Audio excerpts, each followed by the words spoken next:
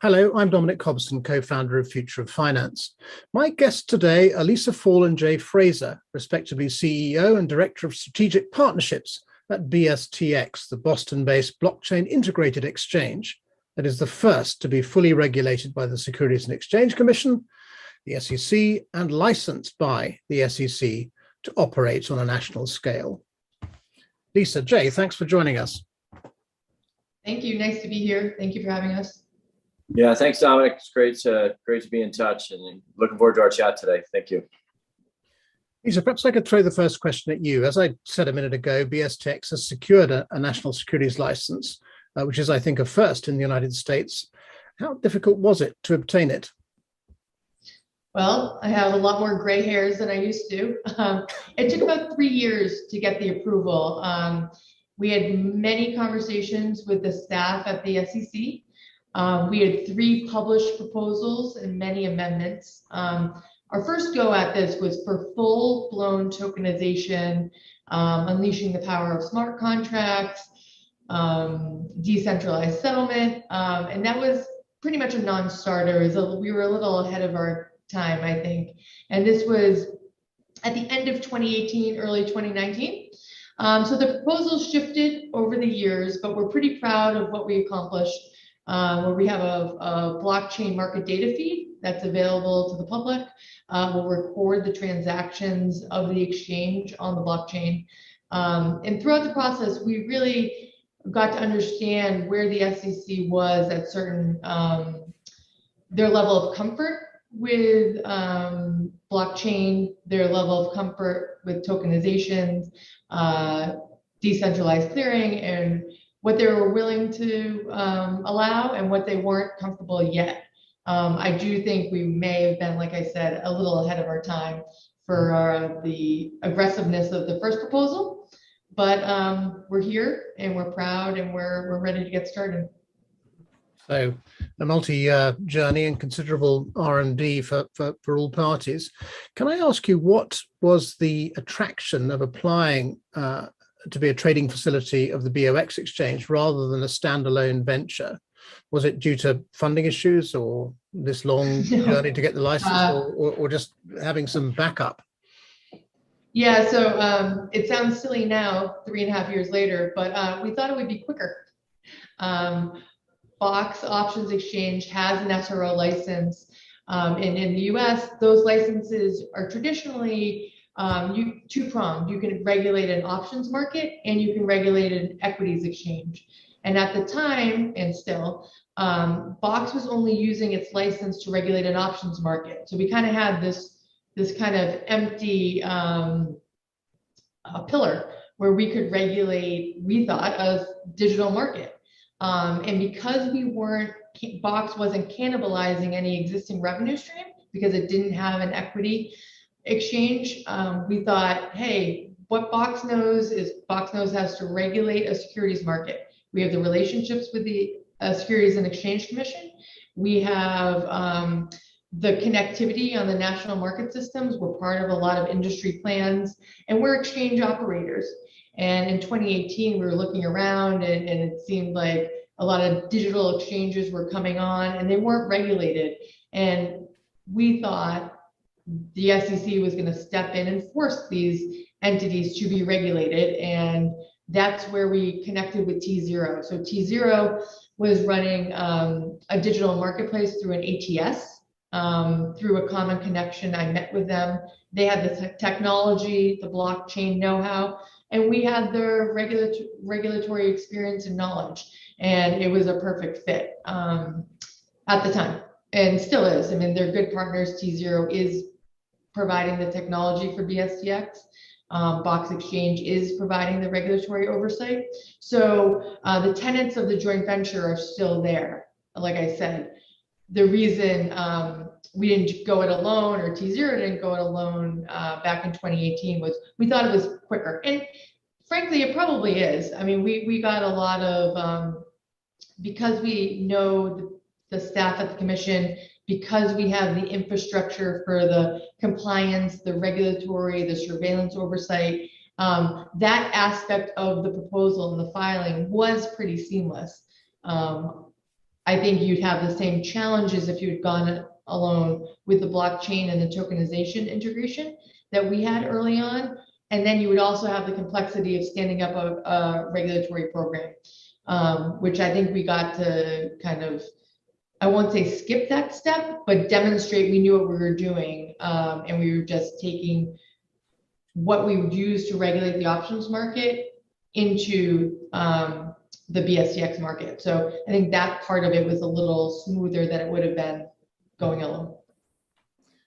However long the journey has been, as you look at where you are now, would you say the regulatory status you've achieved is the main distinction between BSTX and what other token exchanges, some of which you've mentioned, are doing? Yeah, so why don't I start, Jay, and then you can clean up my answer. Yeah, sure. Yeah, I think having a license from the SEC and SRO, I mean, we would analogize, we would make the comparison. It's like playing in the major leagues versus a farm league. It is regulated. Customers, the public should have a lot of confidence in trading on a venue that has oversight and policies and procedures governed by the Securities and Exchange Commission. You have price protection, you have fail safes, you have there's something here called Reg SCI, so you have the integrity of the technology and the backups all in place that you might not have on an ATS or an unregulated digital market. Jay, do you want to? Yeah, sure. I mean, that's really the crux of the matter, right? I mean, we're super encouraged to see the success that the digital asset exchanges are having. Now, exchange is a misnomer in a lot of ways, right? Because in reality, they're alternative trading venues, right? And they're regulated by FINRA. Our burden being regulated by SEC is a much longer journey, right? The three of us could set up an ATS with FINRA with a very small amount of investment and almost like a multi-week process. We're looking at a multi-year process, but that affords us the ability to attract market makers to the exchange, which are really kind of not very prevalent in the alternative trading venues for digital securities. And secondarily, our scope of investor protection is much heightened under the SEC's watch than it is under FINRA's watch. So we, as we bring securities to market on our exchange, the investor base that those securities will attract is much, much broader than the alternative trading venues like TZero, Rialto, INX, and the ilk. So that really is, and that's a super critical point. The market making and liquidity on a regulated exchange is much more structured and beneficial than, say, on an ATS. You've been very clear, Jay, about, and so have you, Lisa, about the obligations this higher status puts you under. But could I ask you about one specific obligation? Are you obliged to share prices that you generate through activity on the exchange with everybody as well as with your participants? Yeah, we already have a presence in the data center that the major exchanges use to transmit market data. So that's top of book data that's via private feeds to our market makers and participants, as well as we subscribe to the SIP, which is the de facto. It's not completely free, but it's a cheaper way to access market data. And we will subscribe to both of those. And in addition to that, what's revolutionary about what we're doing, we're also going to transmit price, and at the moment, we're going to transmit price data over the blockchain and then we're the only exchange who's doing that natively. Solana has a project called the Pith Network, where multiple participants transmit price data on chain, but we're the only exchange doing that. So there's three elements of price discovery for BSTX: private feeds via the data center, the SIP, and blockchain. Now, you mentioned one of the benefits of being regulated by the SEC is the ability to attract market makers and others. How willing are you finding the brokerages? I'm thinking here of the wirehouses in particular. How willing are they to and you've got a bunch of broker dealers as shareholders as well. How willing are those beyond your shareholder group to engage with BSTX? Yeah, I mean, Lisa and the rest of the team, myself, we're talking to participants almost every day, and they run the gamut. They're the big wirehouses.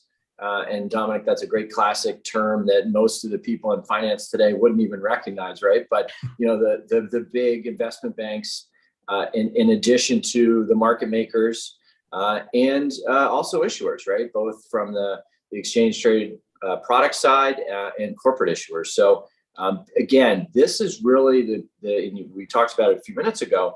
The difference with being under the SEC's purvey gives you the trust factor of the counterparty with the exchange is heightened, right? So we can either engage with people by choice, by going out to them and everybody engages, or we get a lot of inbound. So Lisa, I don't know if you'd add anything to that. You obviously have your own conversations there too. Yeah, I mean, we've gotten a lot of inbound attention after the approval, but it's going to be relatively easy to join because of, as you mentioned before, because we did this project with Box and the Box license. All those members of the Box exchange, and there's over 50, and they're the big firms you've heard of, and they really just need to fill out a one-page application.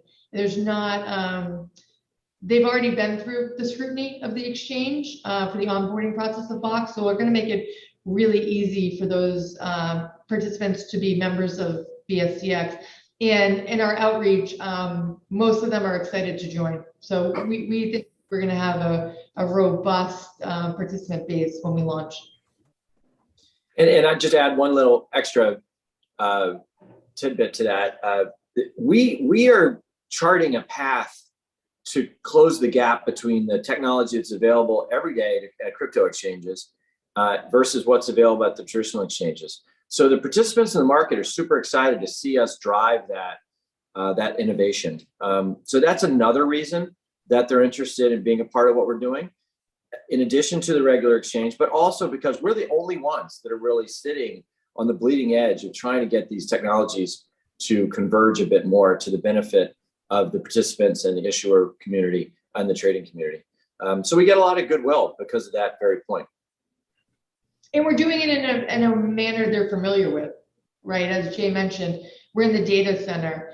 DTCC is going to be doing the clearing. So we're doing it within the guardrails and the familiarity that they're used to. So it's not, I don't want to say scary, but it feels measured and it feels appropriate for the advancement in the technology that everyone can understand and is encouraged to be a part of.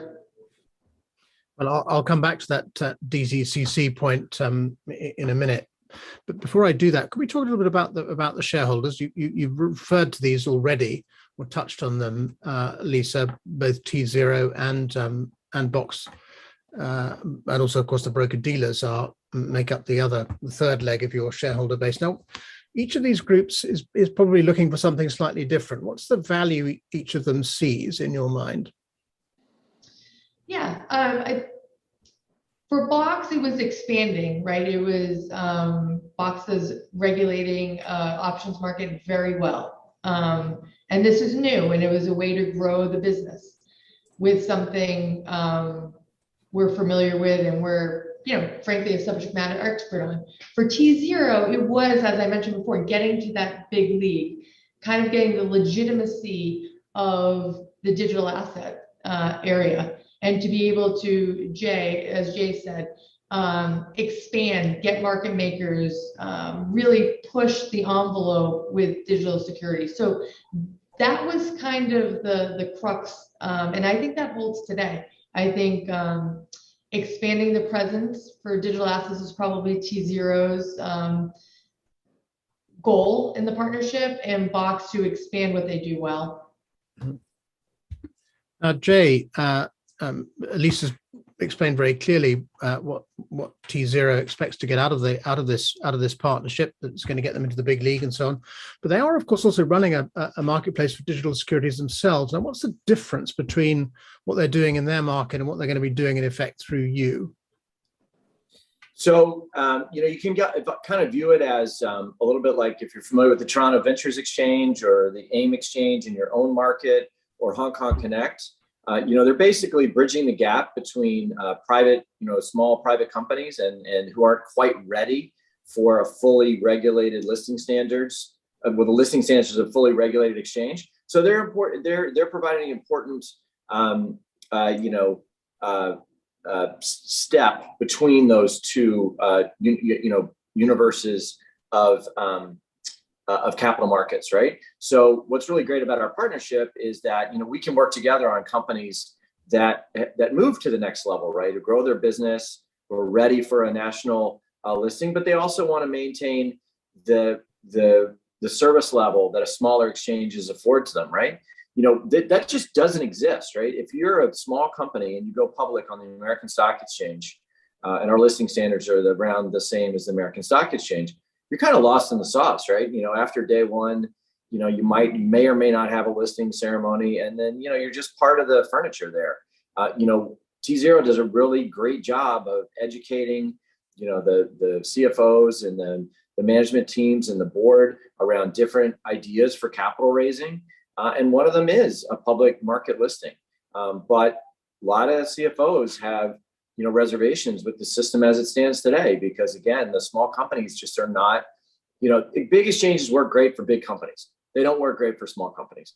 So TZero does a really great job for us introducing the concept of the stages of listing.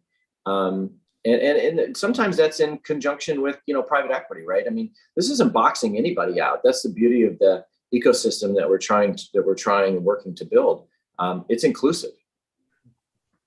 Can I ask you what part the technology itself plays in this? And I'm asking really not so much about the technology as about what its consequences have been. Particularly in the cryptocurrency market, with the ICO boom and bust, which has, I guess, continued in the decentralized finance market. We've had a big boom in non-fungible tokens last year. Something I hear quite a lot from other token exchanges is that actually these developments, coins, DeFi, NFTs, have kind of blighted the market for serious exchanges looking to get security token markets in particular off the ground. Do you feel that everything that's happened, all those experiments that have gone on since Satoshi published his paper, have been helpful or unhelpful? Have they strengthened or weakened the case for an exchange such as the one you're setting up? Yeah, I'll start, and then I think Lisa probably has some thoughts here too. We actually believe that the events of, say, the last 6 weeks, I don't want to get into specifics, have actually 100% strengthened the need for more regulatory clarity and imprint on this marketplace, right? And I'm using that loosely, like you just did, right? NFTs, DAOs, foundations, companies. I mean, the Howey test, if you're familiar with it, right? If you took that and laid it, like a prism on the 19,000 crypto currencies that are listed on the exchanges, you're no doubt going to come up with a bunch of, from a classic Howey sense, a bunch of companies, right? Whether or not they call themselves foundations or they're autonomous or whatever. So we actually believe that the growth in the asset class and the struggles in the asset class in the last 6 weeks have 100% strengthened the need for a BSTX. That's half corporate opinion and half Jay Fraser opinion. So I'll let Lisa round that out. But that's how I see the landscape for now. Yeah, I agree. I think having the scrutiny of having to go through a listings process, being on an exchange that might have circuit breakers and things like that, to kind of protect the public investor from a wild market swings, are all benefits of being on a regulated exchange. And when we started this process, we really wanted to be first, and we really wanted to show the traditional finance world that this was good and this was innovative. And I think the more players in the market helps, and it strengthens BSTX's calling. And with the imitations, the sincerest form of flattery, bring it on. Like all these new marketplaces, They might have good ideas that we can integrate into our marketplace, and we might have some good ideas and some structural advantages that might become more apparent when there are some disruptions in the market, as of recently demonstrated. Now, in terms of who you're going to appeal to, Jay touched on the fact that if you list on a traditional exchange as a small company, you tend to sort of get lost. And that's part of the reason why the IPO market, not just in the United States, but sort of globally, has been shrinking for years. I saw a study by the OECD that says something like 30,000 listed companies have disappeared in the last 10 years from exchanges around the world. So the IPO market's been shrinking, and insofar as it's been functioning at all, a lot of the value has been taken off the table already by private equity, which has been increasing its assets under management. Do you think that part of your mission and one of the things by which you would measure success is you can reverse that trend for the value to be taken by private equity and the IPO market to sort of shrink? Yeah, I mean, we've written about this a few times. If you go back to the year 2000, you had about 9,000 public companies, and now you have about half that. So, there's a lot of reasons for that. We do believe that market structure is one of them. Obviously BSTX is a standalone entity, can't solve everything, right? And it is a hot button issue for, our legislative, I don't know if authority is the right word, but legislative groups, right? The Jobs Act and other things that they've done, Reg A offerings, they are definitely cognizant of the fact that, IPOs and public companies are underrepresented as a percentage of the number of private companies in our country, right? You got 12,000 companies that have passed Series D who haven't gone public for one reason or another. Like I mentioned a few minutes ago, you got 19,000 cryptos that probably would benefit themselves by, going from a microscopic, from an investor participation perspective market to a larger market that's represented on a national exchange. We 100% agree that there needs improvement in market structure to encourage those companies to go public. So we're doing it in a couple ways, right? We think that there is benefit in tokenization for these companies to bring costs down, and that's a longer term goal of BSTX. But in the interim, we think just a more logical minded exchange for small issuers, makes a ton of sense, right? I mean, you got a ton of companies in the over-the-counter markets that probably can meet our standards, listing standards. You got a ton of companies that are just kind of sitting in the wings for whatever reason. But in some ways, it doesn't have to actually be in competition with private equity. It can be in conjunction with private equity, right? I mean, if you're sitting on a cap table that's 10 years old, you're probably ready to move on, right? If you funded that company a long time ago. So we actually talk to a lot of private equity people that are looking for a solution for less fancy companies, right? I mean, Uber, Coinbase, these are all companies that, have big consumer following. So they don't have any trouble getting attention at the exchange. But, your average, manufacturing company who sits in the Midwest, who hasn't gone public for whatever reason, we want to find them and explain to them why BSTX would be a great solution. So again, we don't find it mutually exclusive. And we also find that it could be symbiotic benefits for small companies as we go from giving them a good home in a traditional sense, right? Competing directly with New York Stock Exchange and NASDAQ, but then evolving into having tokenization, which gives additional cost savings and procedural benefits as we go down the line. Again, that's from again, my view. So I'll turn it over to Lisa, see if she wants to add anything to that. No, you did a great job. That was right in Jay's wheelhouse. He loves talking about this. So I love talking about that stuff. I really do. It's true. Now, some of those manufacturing companies in the Midwest will possibly also be being traded in the OTC market already. So I guess you're saying that market is of interest to you. Are you confident that the market making and other measures you're taking will start to generate liquidity in that type of stocks? But that's in the end what's going to attract them, among other things, isn't it? Yeah, I mean, listen, the market makers want more products. They want more companies, right? Because at the end of the day, market makers have an advantage. They have a priority relationship with the exchange from, a price making perspective, right? And then they also get benefits, economic benefits from the exchange by being good actors, right? So they want more companies to trade. They don't want fewer companies. They're highly driven by technology. So, whether it's a soup company or a fastener company or a technology company is immaterial to them. They just want more companies to trade. And it's entirely possible that a small cap exchange, the spreads might be a little wider anyway, which could benefit them in their natural course of market making day in and day out. Your platform is a private permissioned blockchain. I'm right to understand you're using TZero technology. Is there any other technologies which you're making use of? The infrastructure on the exchange is going to be familiar to most firms.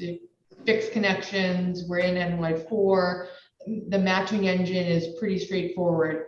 The innovative piece is the blockchain, the private permission blockchain network that will be managed by TZero. Now, something you mentioned a minute ago, Elisa, was the DTCC. You're not going to be providing settlement and custody solutions at this point, but you're going to be allowing your users to choose even the timetable by which they settle via the NSCC and the DTC. A lot of the token exchanges we talk to have been very keen to provide the settlement and custody piece as well. What was your thinking in not providing the settlement and custody services of your own?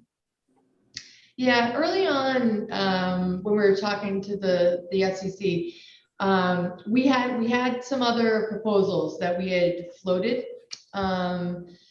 This seemed to me what the commission could get most comfortable with, and also I think the firms, it's something they know about, they feel secure about, they have a relationship, and DTCC has been a great partner. So when we started pivoting, and then we talked to our friends at DTCC and realized they could provide shortened settlement cycles.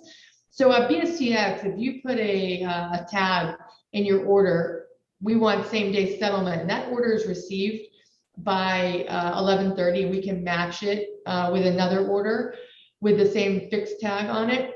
You will have same day settlement, and that goes as well for T1 settlement as well. If we can match it and it meets the other parameters, you will have a shortened settlement cycle. So when we realized that DTCC could perform this function for us seamlessly, it was kind of a no-brainer.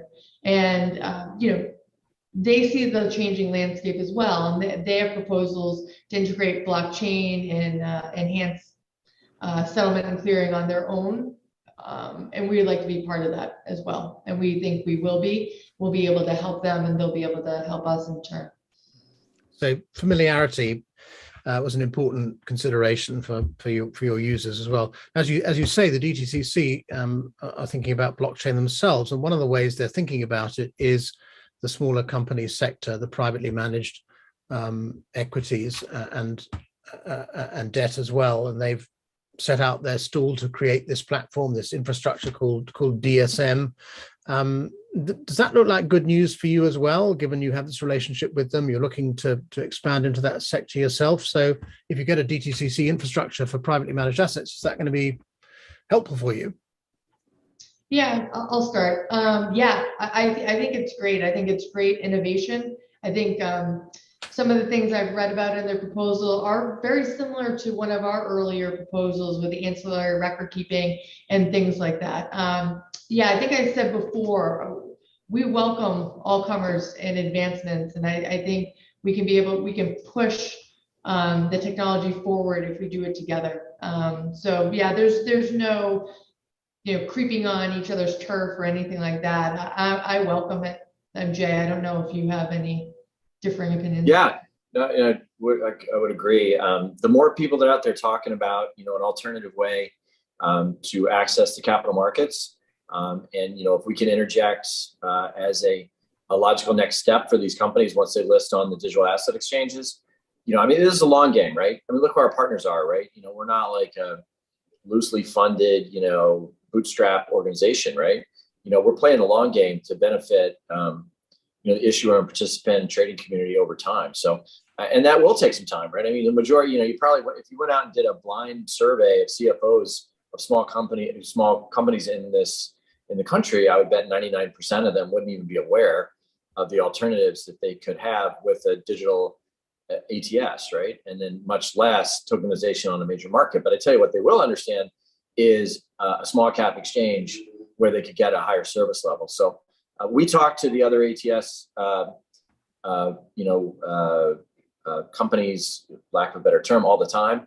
And we'd love to continue to partner with them to, again, not unlike how we do at TZero, give their listed companies a next logical roadmap for their own capital needs.